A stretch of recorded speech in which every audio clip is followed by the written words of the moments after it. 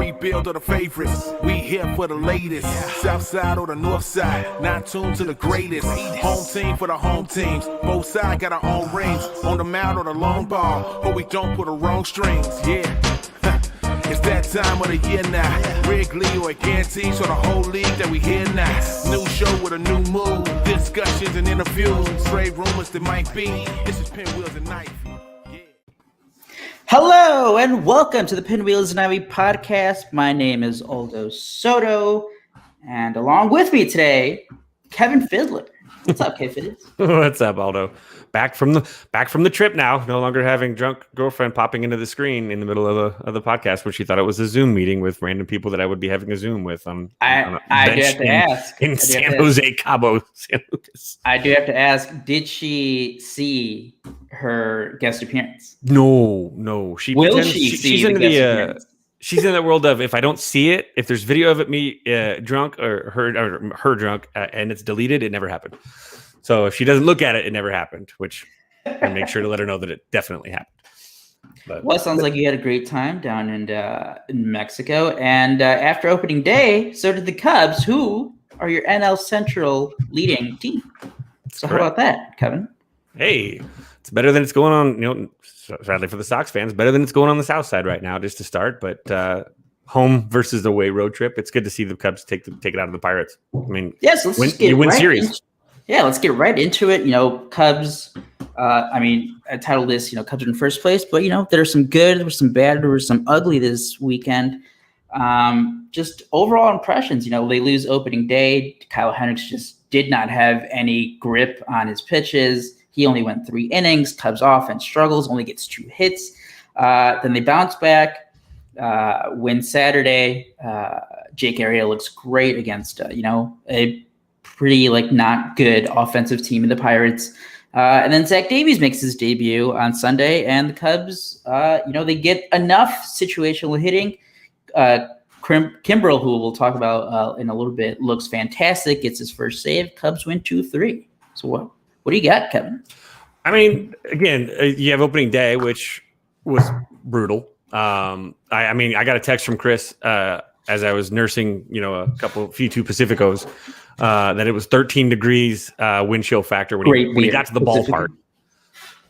So you're doing it with a 13 degree, was it 25, 28 at game time? You're dealing with an opening day that's brutal. And if you've ever been to an opening day when it's cold at Wrigley, I could tell you 1993, I want to say it was opening day of the Maddox game where I think he beat the Cubs 2-1. It was probably about 30 degrees. It felt like, at least, and the wind was just howling.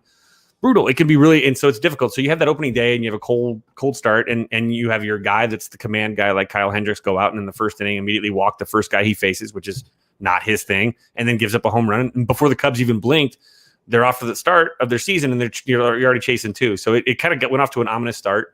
Cold fingers. You look at Kyle Hendricks, who's going to be dealing with fingertips and command, and he's got cold fingers. It doesn't bode well for a guy like that. But they didn't play well in the first game, but games 2 and 3, it looked like a team that's getting its sea legs a little bit more. And so far the pitching, other than the Hendricks hiccups, the pitching staff is pretty much held pretty solid in all 3 games. I mean, they did the bullpen had a few shaky moments, but Craig Kimbrel is a god right now. Not the god, just a god, the way he's throwing. Craig Kimbrel looked great. He pitched twice over the weekend. David Ross, after he didn't pitch Thursday, off day Friday, so he wanted to get him in, finished the 9th inning on Saturday's win, and then gets back out there Sunday 4-3 game and just set down the Pirates pretty easily. The command is there. He's throwing 96, 97. It's not like the past couple seasons. Obviously, when he came in 2019, he didn't come in until after June. He had that weird, just short ramp up period. Wasn't himself at all. The weirdness of 2020, struggled his first 4 appearances. But since those first 4 appearances, Craig Kimbrel has been Dirty Craig. Dirty Craig and the boys. He's dropping soup kitchens everywhere. Dirty Craig and the boys just dropping soup kitchens in everybody's Prius. It's great. No, it is. That was great. A couple of things on the offense. Now, yes, they did win series 2 of 3, 5-1 Saturday, then 4-3 Sunday. Mm-hmm. But part of the bad was all series long, 12 hits. Only had 2 hits opening day, 3 hits in their win Sunday. And I hate to sound like a broken record. We're still seeing a lot of the things that have plagued this offense for the past couple of years. Just not enough.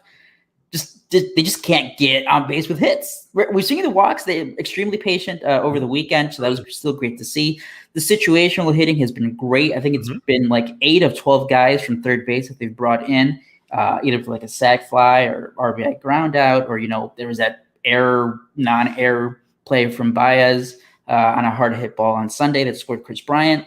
But man, just not a lot of hits up and down the lineup this weekend against let's call it what it is. Pirates were one of the worst teams in baseball. It's a good starter. You're thankful it's the Pirates. You're thankful it's the Pirates to start. Like, it's not the Angels where you're facing, a World Series contender. But the thing that stood out to me most is the 2 hottest dudes besides Nico Horner, who's sitting down with service time shenanigans. The 2 other hottest guys in spring training, Jock Peterson and Wilson Contreras, 0 for 19 combined. I mean, they've still managed to be productive. They managed to be productive in spite of that, taking a couple walks. I think Wilson scored an opening day twice on sac flies and then drove in another run with RBI ground out or sac fly or whatever. He was 0 for the day and he still managed to contribute 3 runs. That was fantastic. That's what you want. Jock too, a couple move him over ground balls, RBI ground out, sac fly. But those 2 dudes are 0 for 19 combined. And then when you add Ian Happ into it, his 1 hit, which was a homer to dead center, 3 dudes that were really playing good baseball in spring training. Almost, it's like they forgot they missed a flight from Arizona and they need to get here. They need to, they forgot to join the vessel when they left. And so you want to see these guys to hit, to perform, and they're going to perform. It's not like winning cures all. We win a 2 of 3 and you look at the whole thing. It's better than if you're 0-3, you start really freaking out about struggling, but you're 2-1 and guys have struggled and you've still managed to win ball games. That's solid. And again, the stat about getting the runs in, and with less than 2 outs and finding ways to manufacture runs. That's huge for a team. If your team can do that while struggling, it's going to keep you afloat until your team doesn't struggle, because this offense will not always beat a struggling offense. It's going to be hit or miss sometimes, sure. But that's a good sign, at least for the first series, that the Cubs can get runs across. They scored 3 runs and they had 2 hits. That's pretty solid, if you ask me, as far as if it's not going to happen at the plate and it's freezing outside. The second 2 games, obviously it's a little bit different, but KB woke up. KB's all of a sudden, after 3 games, everyone relax. You got Gordon Whittemire or whatever writing about Chris is the front runner for the MVP now. I'm like, bro, it's 2 days. It's been 3 days. Okay, that's. Even KB's not like he's happy, he's comfortable, but I think that was a little tongue in cheek from Gordo, but yeah. I gave him the 54 homer pace too, which I know is sarcastic, but he did look good though. And the thing we talked about last season, and this is the thing I think about what Chris is doing well and what's working for Chris, is the strike zone has returned. Last year, 24% of the pitches that he took that were balls outside of the zone were called a strike. The second worst was Brandon Belt at 14%. Every single at bat I'm seeing the other day, his RBI single in the first inning yesterday. It was a 2-1 count, right? And he takes a pitch borderline down. It was out of the zone, probably 6 inches down. But those pitches last year were called a strike. And all of a sudden you go from what should be a 3-1 count to a 2-2 count, different pitch selection, different approach. Instead, Chris gets that 3-1 count, sits back on baseball. It's a fastball count, drives a nice hardest hit ball he's hit since 2017 or whatever they said. I saw that. I think Tony Andraki from Marquee Sports Center tweeted out hardest hit ball from Chris Bryant to right field since 2017. Whew. And so that's a good thing. Like that. So he's there. He's getting this zone. So if Chris Bryant gets a normal human strike zone that the average player gets, you're going to see that in his on base percentage. He's getting on half the time. He's 500 on base percentage. His OPS is 1.2 whatever. He's got a homer. He's got a double. Everyone freaked out. He banged his knee into the wall, which the joke was, get some higher padding. But then he goes out immediately while everyone's tweeting that Chris Bryant's soft and sissy, overreacting like a bunch of meatballs. He goes and drills the ball down in the corner. Yep. Oh, I'm fine. Like, stop, relax. Like that narrative needs to die. He needs to be careful, but he's not like he's diving into the net. But healthy Chris Bryant and a Chris Bryant with a good strike zone is your MVP, and he has been in the first 3 games the most valuable player on the field right now. He had a nice play defensively. Rizzo, fantastic yesterday at first, saved KB's ass I think twice, and saved Javi's ass on a play that could have been a big. That would have tied the game. That would have tied the game on a routine double play. Javi tries to get underneath and almost throws the ball in the dugout, and Rizzo with a beautiful snap save and gets out of the inning. And that's the captain for it. He's doing what he does over there, and you can't ask for much. You can ask for a little bit more as far as offensively, but he's getting on 4 out of 10 times too. Ian Happ's still getting on 4 out of 10 times, even though he's 1 for 6. But he also sat a game, which was an interesting second game of the year. I don't know the rationale behind sitting. I mean, I didn't really hear what Rossi talked about, why, but they just pushed that whole lineup. It was a strange lineup. It was a really different lineup without Happ. It was almost like a spring training thing where it's like, oh, we're going to go ahead and sit Happ after day 1. I think Ross said, he wants to get Marisnick in there against some lefties. The Cubs, when you look at the lineup, when they're facing right-handed pitching, they are going to trot out their 3 left-handed outfielders in Jock Peterson, Ian Happ, and Jason Hayward. So we are going to see Marisnick. I agree with you. It was a pretty weird move, because Ian Happ was like one of your best hitters in the shortened season in 2020. I didn't expect him to be the first of the 3 outfielders to take a back seat to Marisnick. Going back to Chris Bryant, he did do the job. Yeah, he got the another guy who made contact, got lucky that the infield was in, but hey, hit the ball, something happens, and Cubs got the early run there on Saturday. But just going back to Chris Bryant, we always talk about we try not to overreact to spring training numbers. Half the games, especially this season, can't even see them, so you don't really get a good picture of what's going on. But, a couple of guys didn't have, obviously, the best numbers for the Cubs. But a guy that I just never worry about, obviously, when healthy, is Chris Bryant. I don't – again, we've been over this hundreds and hundreds of times, Kevin. But when he's healthy, and obviously he's had some injuries the last 2-3 seasons. But when the dude's on, he's fucking on. He's one of the best third baseman in the game, one of the best hitters in the game. So he looks like Chris Bryant, and that's the player he's been. Going back to some of the other positives, again, Kimbrel, shout out to Luis here, tweeted out Kimbrel's numbers since last year, or since after his 4th appearance last year. 14 2/3 innings pitched, 31 strikeouts. That's a 56% strikeout percentage, 7 walks, 16% whiff rate, a 1.23 ERA, 0.64 FIP, 83% runners left on base. Kimbrel looks fantastic. I don't know how the rest of the bullpen is going to shape up. We saw Rex Brothers in a high leverage situation on Sunday. Both outings he's been bad. He's given up runs. He's gone 1 1/3 innings and he's given up 4 hits, 2 earned runs, and a walk. He almost blew the save if he didn't get that double play ball. Yeah, just like I didn't expect Ian Happ to be sitting down the second game of the season, I did not expect to see Rex Brothers be your setup man game 3. We'll talk about a guy who, looked great in spring training, but again, spring training, and a guy who hasn't been good since 2013. He's been his last good season was 8 years ago or something. He has fallen behind, I think, all but one of the hitters he's faced so far. It's weird, too. I posted, I was obviously saying just terrible performance. I wasn't saying he's terrible. He's not been great, but just a terrible performance, even though he got out of the jam. He's got a little bit of a rabid following. He's got some people Googling his name and jumping on people that were criticizing him. I had a bunch of dudes from Memphis. Looked like young ball players, maybe players that work with him in the offseason. Hey, that. Maybe you have to feel Rex Brothers stands? I didn't expect that either. Who'd have seen that coming? They're they're actually, well, if the defense would do their job, I'm like, well, dude, he's 2-0 every count. And the guys, one of the guys was he actually had a picture of himself pitching, not Rex Brothers. I'm like, you're a pitcher, man. You fall behind 2-0, you're playing with fire every time. And he was all over. He wasn't close on a few of those. He was. Yeah, and the Cubs have a bunch of these guys in the bullpen where it's they've had history of struggling with command, but hey, when they get the command or their control, they're fantastic. But Rex Brothers, he hasn't been good in almost a decade.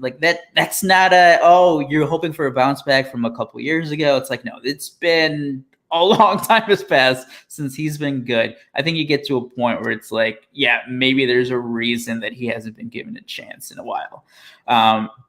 But Dan Winkler's been in there a couple times. Again, everyone struggled on opening day. Like the Pirates didn't struggle that much, but all the Cubs pitchers did on opening day. But since then, Tepera and Winkler, they got the job done. They've come in on Sunday. Jake Arrieta, he looked Chaffee. Jake Arrieta. Oh, every time Andrew Chaffee, it just like brings a smile on my face. It's just like the old school.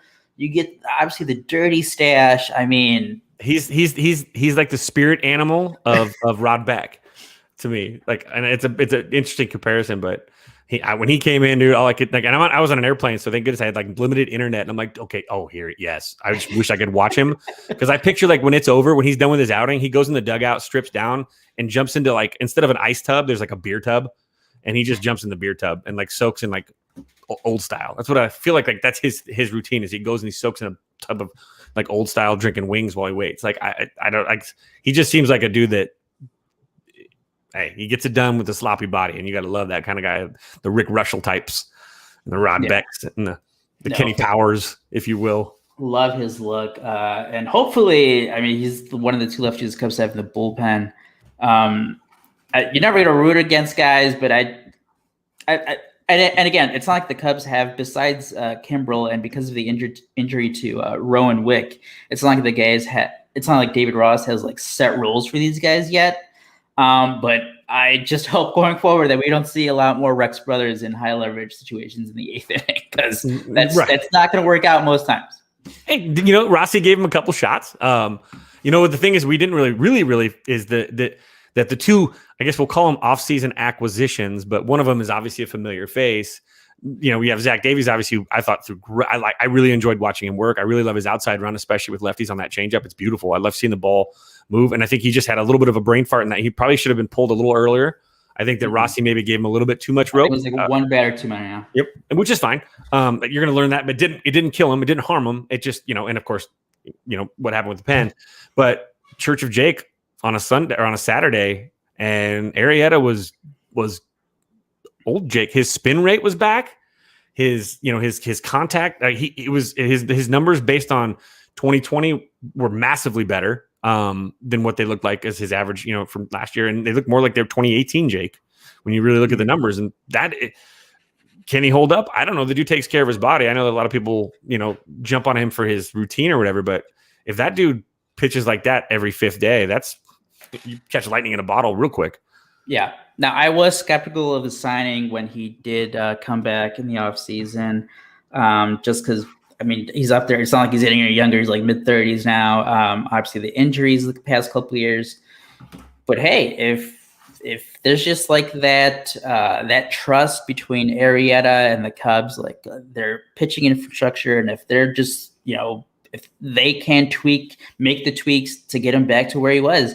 I forget who tweeted out, but it's like, obviously you're not expecting 2015 Jake Arrieta, like the guy who was like going 8 innings of like no run ball for an entire season from second half of 2015 through routinely taking no hitters into the 5th inning. Yeah. But like, if you can get like a guy, who's going to go out there every 5th day and he's going to give you 6 innings of 1-2 run ball, or just a quality start every time, if you can get that, like maybe he's not going to go deep in games, but if you can get 5-6 just good innings from Jake Arrieta, I'll take that. Sure. Again, it's against Pirates, so we'll see. And lucky again, his next start is going to be against the Pirates again. So maybe that gets his confidence going too early on. Before we get to the Brewers series, a reminder that the Pinwheels and My podcast is brought to you by our good friends at PointsBet Sportsbook. Obviously, tough news over the weekend that Illinois residents can no longer sign up online, but you can still sign up in person. You can sign up at the Hawthorne Racetrack or at the racecourse in Stickney. You can go to the OTB locations at Crestwood and Prospect Heights. I have no clue if they're accepting the promo code, but you demand it. You go up to the window and be like, Pinwheels and Ivy Podcast sent me. I want to use the promo code Pinwheels. Use it. And if you're listening outside of Illinois, if you have PointsBet, you can probably still sign up online. So again, use the promo code Pinwheels. They had a great promotion opening opening weekend series for the Cubs and Sox. It was you could bet on any player on the Cubs or Sox to hit a home run. But if they didn't and your team still won, you get your money back. So that was good. Obviously not as good for the Sox, who lost 3 of 4, but for the Cubs, pretty good. The last 2 games, if you bet on any home runs. By the way, Chris Bryant, first home run right away. That was great. Also great to see. It's really cool to see what his. If you saw when he crossed home plate, he pointed into the bleachers. If you didn't see that, if you go back and rewatch it, he points into the bleachers. He's pointing to his newborn son, Kyler, who turns 1 on Wednesday, the same day as me, my birthday too. We have the same birthday, which is even easier for me to remember. He was pointing to his little guy who was in the stands for his. So he got to see his dad's first time. Got to see his own father home run in person. Maybe he'll remember it, maybe not. But Jess, Chris's wife, caught a foul ball. So immediately, and I got a picture of it. It was kind of cute. I thought it was a real cute picture of the baby. But then I realized it was a live photo, and so I hit the live photo button, and I'm pretty much melted because literally the first thing that the kid does, here's a nice baseball, and he grabs a baseball and he's smiles and he immediately puts it right in his mouth. Like, ooh, how many pitchers on the bump just went to their mouth? Come on, guy. Maybe he's probably getting the taste of the Georgia clay, some of the rub that goes in the ball, and maybe a little bit of whoever was thrown at the time's DNA. But it was real cute to see that. That stuff is the stuff that you get again. Now, Chris Bryant is a father for a year now. There aren't the sleepless nights. Zoe, I'm sure would attest to where he's at right now with his little guy too. It gets easier, and it's much easier now than it was, at least easier. By the way, Kevin, I do want to bring up before we get to the Cubs Brewers preview here, Zoe, our third host here, Sox fan who does great stuff. Covered the Sox, obviously great Sox fan. I think he has a 5-month-old Brody. Had this tweet over the weekend: Disney's Planes franchise better than Cars. Thoughts, Kevin? I haven't even heard of. I thought it was some joke that I was like, wait, what the hell's Planes? Zoe is going to be our source for Disney animated and all animation, whether it's like PBS television. He's going to be like, okay, screw Caillou, that little bastard. Because Caillou comes on the TV after a while. He's like, mommy, shut up, Caillou, get in the cage. All the videos that make fun of Caillou. Oh my God. He's going to get Blues Clues. Like he's going to, soon Zoe's going to, he's going to come on the podcast and I'm going to be like, dude, did you see the new Godzilla movie? And he's going to be like, no, but I watched Frozen 17 times in a day. And that's going to be Zoe's life now for the next, worst take ever. I don't know. I mean, WALL-E is by far the best pick. WALL-E is one of the best animated films of all time. Aloha. You're right on that, Pete. WALL-E is genius. I agree. That's. I mean, it's not as great an animated film as Beavis and Butthead Do America, but the best Pixar movie, sure. So, and actually, another animated film, Heavy Metal, also one of the greatest animated films of all time. I'm always. I was like the Toy Story movies. Those are always bring back good childhood memories there. All right, so Cubs Brewers. Zach Davies made his Cubs debut Sunday. You just said you look great. Changeup was dancing all over the place. Another new pitcher making his Cubs debut on the team, Trevor Williams, former Pirate pitcher, and he's going against former Cubs lefty, who in his very short time with the Cubs just was hated by the entire fan base, Brett Anderson.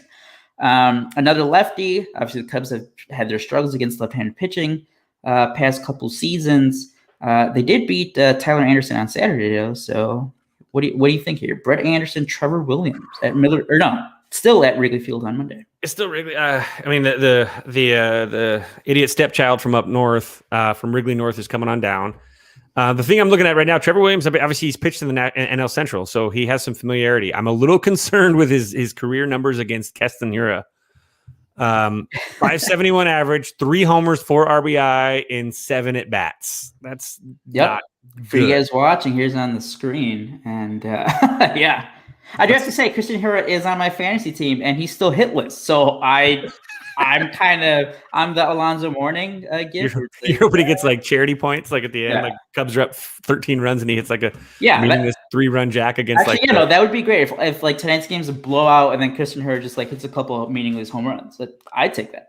Yeah, I'd look at Colton Wong. You're looking at, there's not much for Narvaez. That's 1 for 2, but Colton Wong's got a large sample size and he's hitting almost 390 against them.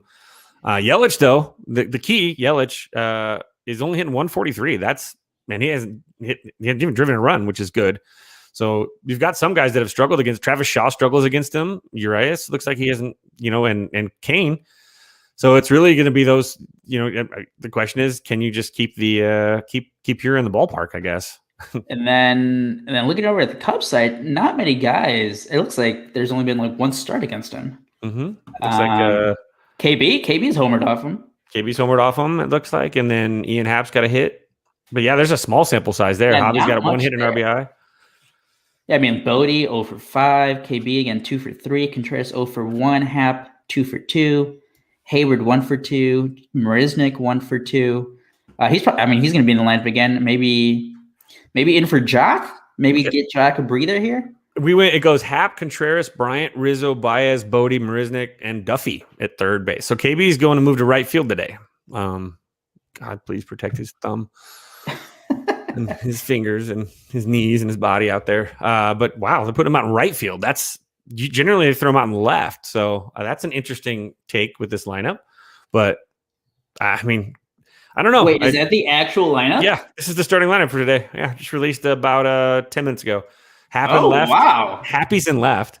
Contreras behind the dish. Chris in right. Rizzo at first. Javi shortstop. Bodie at second. Marisnik in center. And Duffy's playing third today. And all I can think about is Duffy is the MTV personality host, but that's a female, so it's not the same. But all I think about Matt Duffy is how he came in with the bases loaded on Sunday and got into a 1-2-3 double play. It's an interesting game one of a series lineup, but it is the back end of your rotation. It's the back end of rotation stuff too. So everyone's played 3 or 4. The Brewers have played 3, right? Yeah, it's 3 games in, so you're looking at the 4 and 5, and then you get to this. Wednesdays is the Hendricks Wood. Yeah.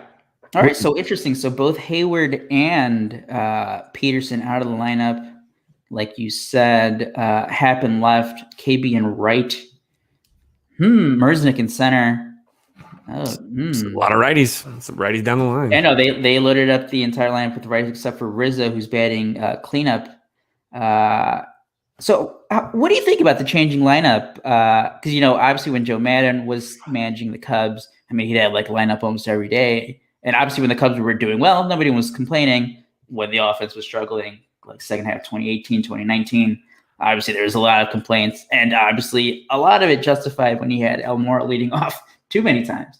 But we've seen different lineup every day here. Yeah, there's something to be said about consistency, and I think that was the biggest knock on Madden, and people wondered if that was what the consistency was. But even David Ross last year was actually pretty stubborn with most of his lineups last year, and it didn't make a difference. So you've got a 60-game sample size that says that maybe it's not as big a deal, maybe there's a deeper issue.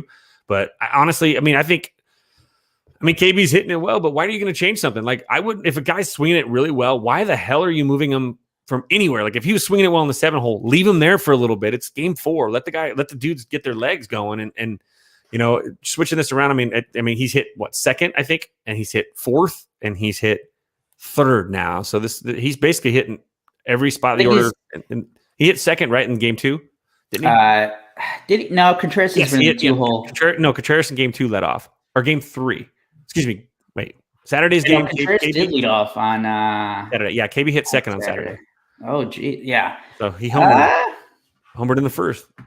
Yeah, I'm looking even Contreras, Bryant, Rizzo, Baez, Peterson, Marisnik, Hayward, Bodie, and then Jake. Look at this ass kisser. Oh, wow. Southside Zoe checking in. Looking handsome fellas, as always. Thank you. Is he on the golf course? Is where he's at? Right, Zoe, living his best life. But yeah, kind of agree with you. I don't know how another conversation. Again, 3-game sample size. Contreras, a lot of ground balls early on. Had a rough Sunday, struck out 4 times, couple borderline pitches. His 2nd and 3rd at bat, but he's been struggling early. But yeah, Bryant.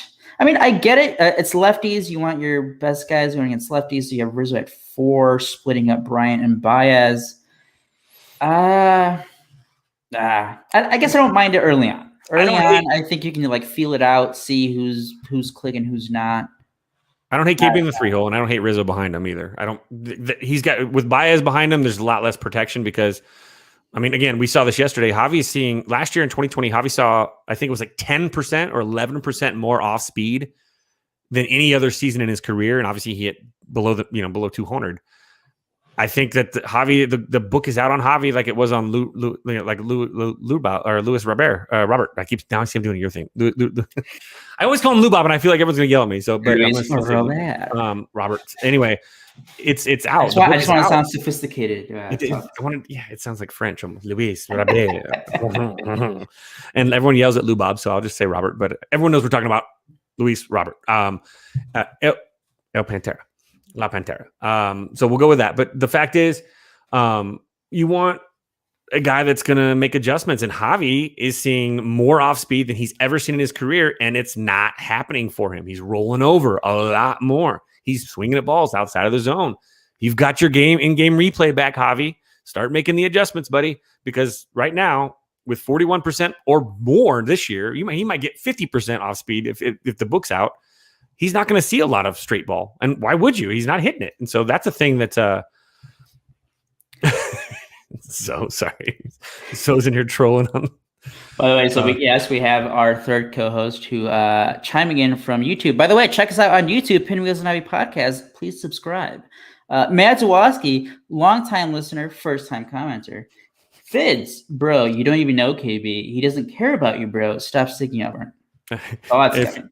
If you guys missed that on Twitter the other day, I've decided that I'm going to pick out one meatball a game every game this season via a Chris Bryant web search in Twitter, and I'm going to ride that son of a bitch like Zorro.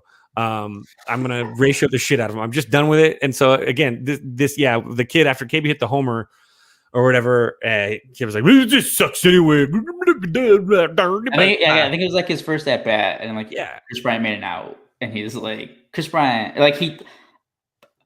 the fans who like tweet at athletes or celebrities like social media, like, what are you doing? Doesn't read it, bro. You're muted.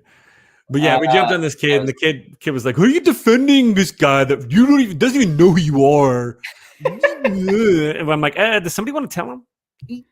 See, so that was kind of a fun. And he got ratioed later for a Jason Hayward comment too. That dude hates everybody. Yeah. So the Zawoski guy, yeah, Matt, that other guy, I've read his Twitter. He hates Nick Magical. Also in the comments, that Zawoski guy hates Magical. Well, we can't take him seriously. That's true. I have facts in the comments. By the way, you can also comment. Join us when we go live, because we do go live. I guess we are going to do it more often because we wanted to do it last year, but weird 2020 for all of us. But we are going to try to be more committed to doing these reviews or recaps and previews of series for the Cubs and Sox, as well as our normal shows every Thursday night with the podcast coming out either Thursday night or Friday morning. Before we roll, what do you got though? What's your call for the series? What do you think? I think they do. Brett Anderson is one of those guys that you see pitching, and obviously there's nothing like that looks fancy, or there's nothing that looks like overpowering. It's like you should beat up this guy. And the Cubs, they had their history of like just struggling against the soft tossing lefties, but I think they do get to him. Trevor Williams. I don't expect him to be like a shutdown fourth starter, but I expect just more solid pitching from the Cubs. The defense has, for the most part, been good. A couple like bad throws, as we said on Sunday. But I think that. We didn't get to the other pitching matchups. So we're going to see Alzolay on Tuesday, and then Hendricks Woodruff, which is going to be a great matchup on Wednesday. Woodruff, who was battling Jose Barrios this past weekend, double no-nos deep into that game. So that's going to be a great pitching matchup. But I think they get game one. Excited to see our guy Adbert against was it Peralta? Mm-hmm. The Brewers, as much as I obviously in division rival, as much as I hate them, their pitching staff is just annoyingly good. I think it's gonna be a tough series. I just don't get swept, guys. If you can go, 3-3, obviously you want to win every series, especially when you're at home. Just don't get swept, guys. please take at least one of these games, and then go to Pittsburgh and sweep them in Pittsburgh after this. But yeah, give me one. And then you win one, and then you split one of the next two, and I feel great. Mm-hmm.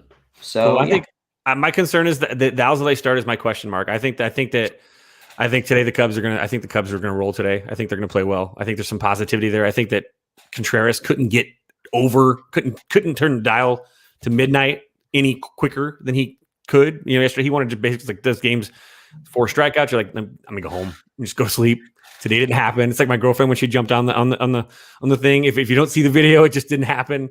Even if you were drunk, it doesn't matter. But I think they take game 1. I think that Hendricks bounces back and we get a pitcher's duel. But I think the Cubs are going to scratch it across on Wednesday. Tomorrow's the question mark. Will Alzolay be the Alzolay that was his last start of the spring, or is it going to be the other Alzolay, or was it the last start of spring or the second to last start of the spring? The one that won him the job, basically, after mediocre starts the whole spring. Or is this going to be a situation where we're going to have, if he struggles in this one, and this is his first, early season expectation start. So the younger guy might have some, he's not younger. He's 26, 25. But you'll have that. And then if not, I mean, you've got a guy that threw a no-hitter waiting in the bullpen. That's a veteran that if need be can come back and take that spot. But I think Alzolay is the question mark, but I think Hendricks goes out and does the job. Cubs scratch, I think it's like a 3-2 win on Wednesday. I think today the Cubs roll like an 8-5, 8-4. A lot like a less stressful. I think today could be a less stressful win. And I think that tomorrow is going to be the game that I'm really concerned with. But I think they take 2 out of 3. And by the way, speaking of Monday night's game, again, Brett Anderson versus Trevor Williams. PointsBet, use the promo code Pinwheels. Go on there, put money on KB hitting a home run. I think he does it again against Brett Anderson. And you know what? We have Mr. Hand in the comments. Zoe's been in there. I think Zoe said he wants to talk magical. He wants more magical talk. I'm going to talk the Cubs podcast part here. Let's just do like a quick 5 on the Sox here. Nick Madrigal, low baseball IQ. Kevin, thoughts? I think he's getting to become it's more a trend. Yeah, it's trending in the oh man, that guy had a really good GPA, but what a terrible test taker. Like the kid that gets straight A's because like they do all of their work, and then when they take the actual like exam test where it's like, are you really good at what you do? They're like, see, this is what I wanted. I wanted to go. Does Nick Madrigal need an open book test? Is this what we need? Do we need a Nick Madrigal baseball IQ open book test? Is this the deal? No, but it's like, is Nick Madrigal like book smart, but not street smart? He doesn't have those instincts to when things get tight spot, doesn't know what to do, jams up. Is he getting Steve Sack syndrome with his throws? Is he having, is he going to have, is his butthole, is it like a dolphin? It needs to be more like a, Here we go. It's 1 in at the very Oh, there he is. No. Who needs to teach him some No. You will not slander Madrigal on this show, on my watch. He had to come on. No. Oh, did you just see that comment from Mr. Hanzo? Trying out for the Olympic shot put team. He's trying out for the what? For the Olympic shot put team with those short throws. Yeah, hey, I mean, let's get this out of the way. Madrigal was the only person on the White Sox to make an error this weekend. It's true. He was the only person on the White Sox to make any kind of mistake this weekend. It's completely on him. He definitely doesn't have the 3rd highest batting average on the team right now. He definitely isn't making contact and get on base when it counts. None of that is happening. I can't see the comment. Beetlejuice, magical. Yep. Sorry. Exactly. Every time if there's any magical slander, if you say it like 3 times, Zoe's like, oh, no, don't do that. That's 5 to 10. Mm-hmm. This week is killing me. I would do post series shows like this, but the games all end at 2 a.m. here. So I've been sleeping like for an hour every night. I'm dying.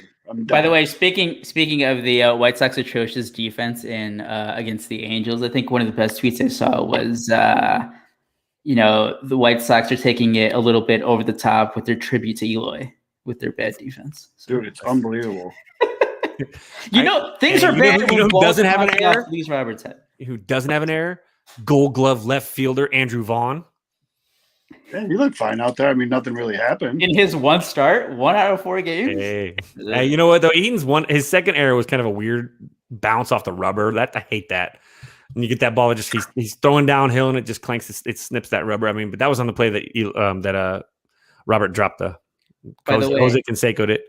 By the way, Zoe, I don't know how long you're going to be on, but just quick thoughts on no Liam Hendricks against the best hitter in the world.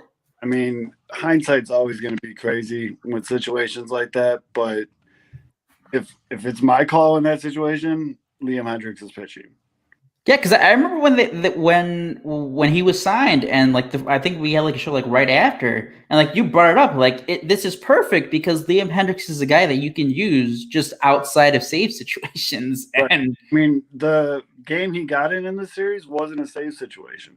No. See, that's where I think Tony fucked up. Yeah, and because he did come in the 8th inning. It was a save situation. Got the quick out, used less than 6 pitches or something. And then the Sox scored a whole bunch of runs in the 9th. It wasn't a safe situation anymore, but La Russa kept him in there so that he could still get the save. And then he threw 34 pitches or something. Yeah, I mean, everything's got to be better after this series.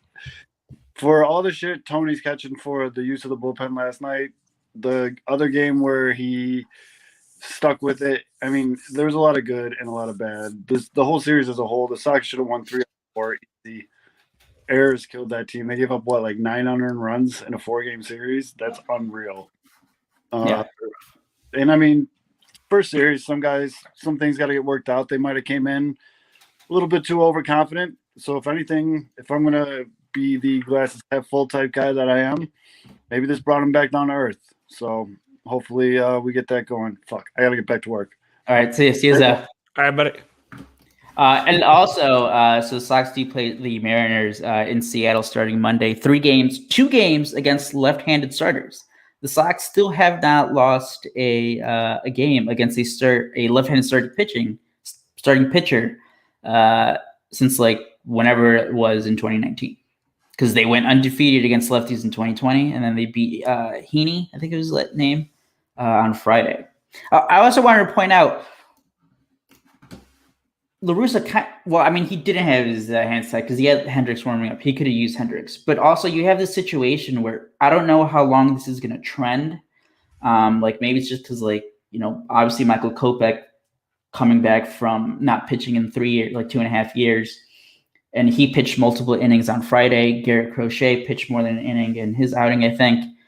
And it's you're just down 2 of your better bullpen arms because you can't use them and a couple days apart that. I don't know if that's just an early thing, maybe because they're just trying to. I don't know what the plan is with Kopech because he's going to be in the bullpen the entire season.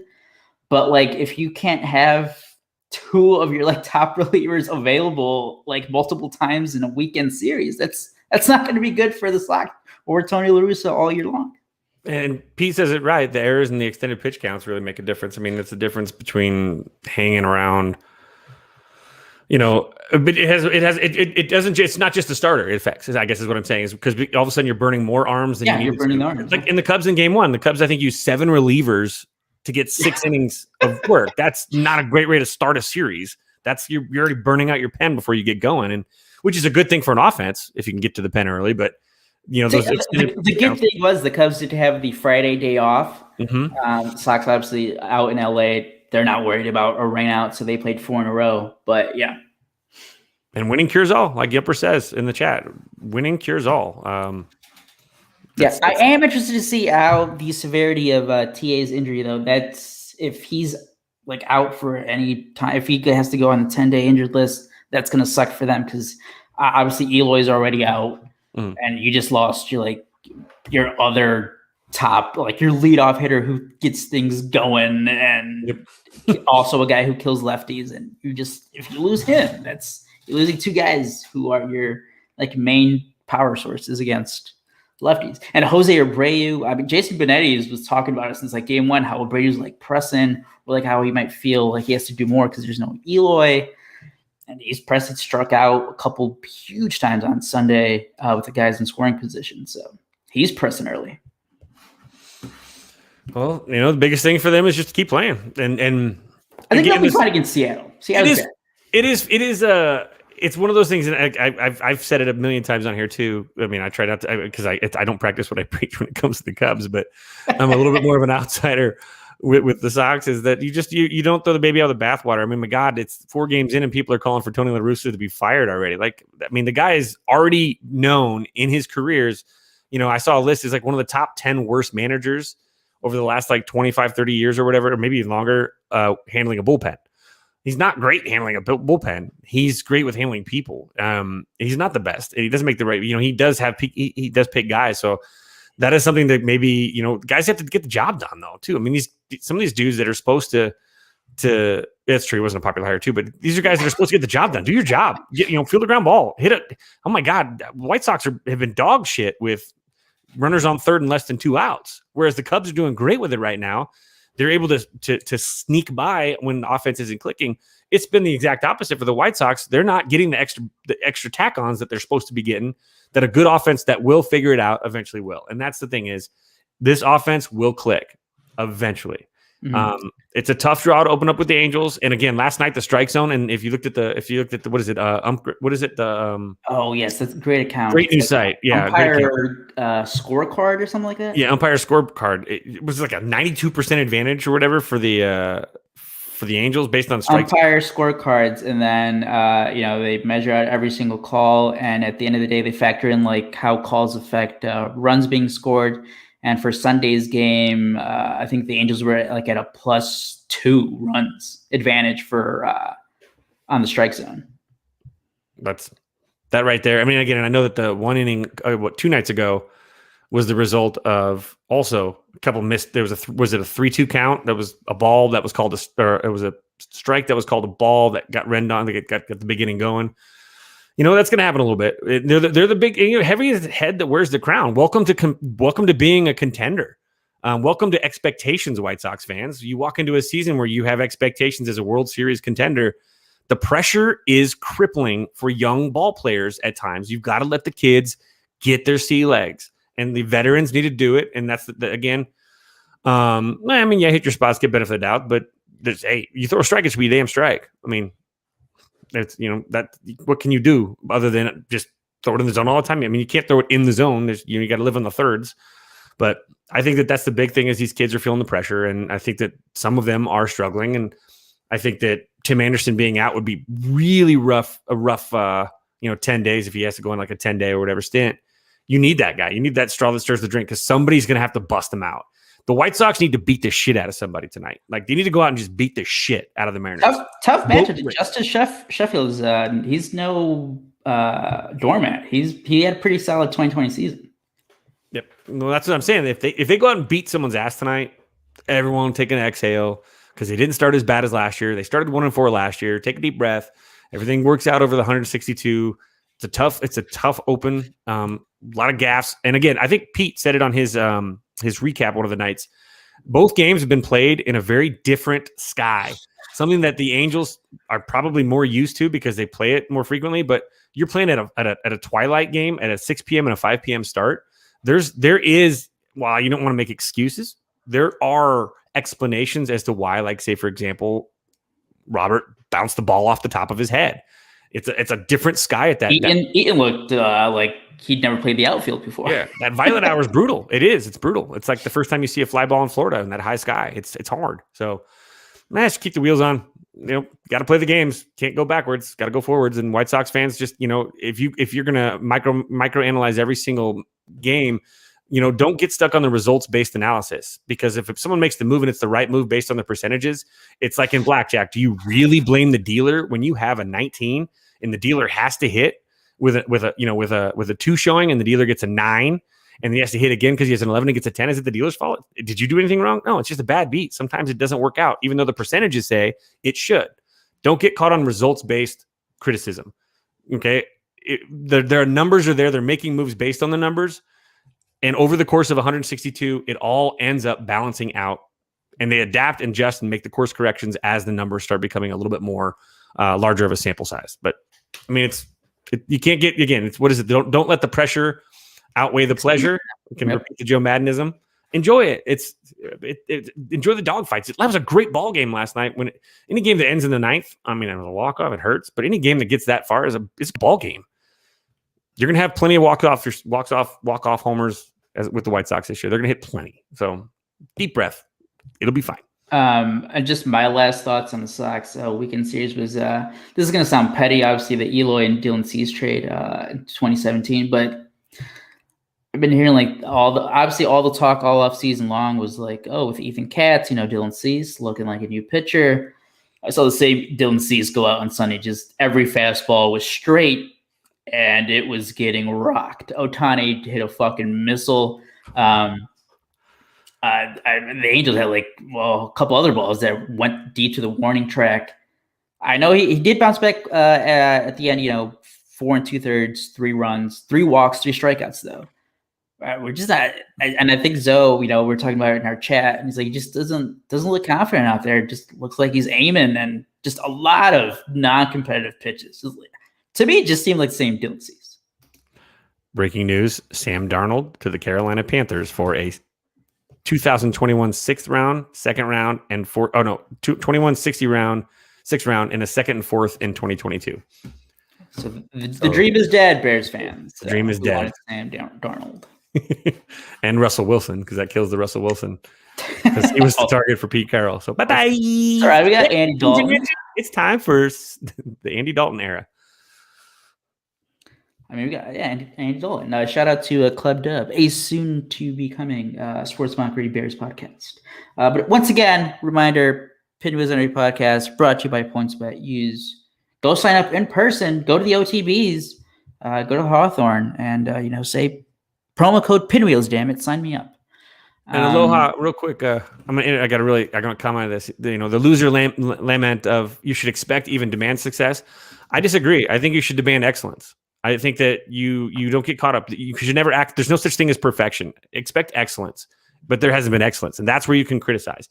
Excellence usually gives you success, but if you have 2 different teams both playing excellent, occasionally the better team isn't going to always come out on top. So there's also that kind of that thing as well. So you want to expect excellence, I think, and the expectation should be, that's what they have not shown. There's where you should have the issue.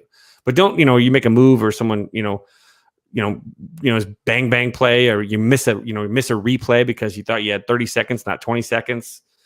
One is which. By the way, that rule changed before 2020. Yeah, I mean that was a whoopsie. In a little chat, I've been defending him a little bit, but you don't want to. Maybe 20 seconds is a lot shorter for someone like Tony La Russa. That was tough. I mean, again, that's the whole thing. It's like, well, this guy has managed in almost a decade. Does he know the rules? Because that, again, the rule changed before the 2020 season, before even the COVID shortened season. This was the thing that was going to happen heading into 2020 during the offseason. But yeah, that one was tough. But yeah, I mean, again, the biggest takeaway from it, I don't expect the Sox giving up 700 runs every 4 games. I don't expect that pace to keep up. Agreed. And for the most part, the bullpen, I know Matt Foster, obviously the walk-off home run. Cody Hue gave up the home run to Jared Walsh as well on Sunday. But man, Michael Kopech looked fantastic. Garrett Crochet looked dirty. I mean, both those guys looked absolutely nasty out there. For the most part, I think the bullpen did their jobs. But just some 8th inning errors, and obviously the other big-time errors from Luis Robert, who kind of just killed the vibe on. Was that on Saturday? That ball bounced far too. I mean, that's when you don't like it when you get Jose Canseco. You'd never want to be that guy. You never want to be that guy. But yeah, the Sox have 3 games in Seattle, and they come home. They have their home opener on Thursday. And again, this is a reminder, Matt Zawoski, Southside Zoe, he is giving away tickets, and I think he's going to do the announcement video on Tuesday. So again, leave us a review. Follow us on social media, Pinwheels at Ivy Podcast, Pinwheels at Ivy Pod on Twitter. Find the podcast wherever you find and listen to your podcast, and share it with your friends, family.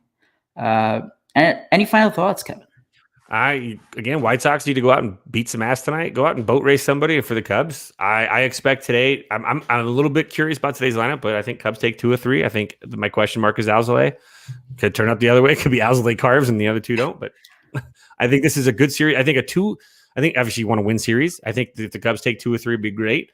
Inadvertently, I didn't realize I had a mop in my background, so I'll pretend like that's a broom, and so I'll pretend like I was subconsciously projecting sweep by the Cubs. But I'm really say that now. Go get the broom. Say it now. I'm gonna project a mopping of the Brewers instead. So we're just gonna mop the Brewers. Doesn't mean they're gonna win all the games, but we'll mop them. All right. So for Kevin, a special guest appearance from Zoe, defending Madrigal. My name is Aldo. This has been the Pinwheels and Ivy podcast. Talk to you guys later this week. Peace.